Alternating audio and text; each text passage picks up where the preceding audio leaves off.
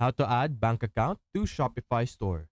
So hello guys, and welcome back to today's video. So as you can see right now on our screen, we're currently in our Shopify store.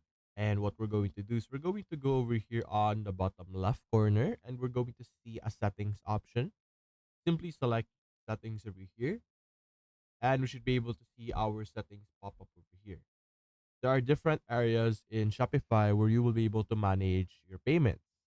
But for us, you're going to simply go to payments option over here specifically.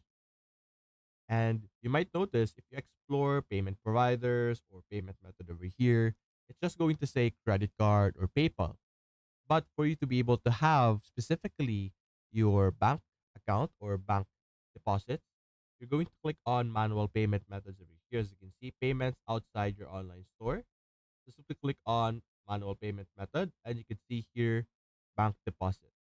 So simply enter information about your bank deposit and then its payment instructions over here and then simply click on activate bank deposit just like that.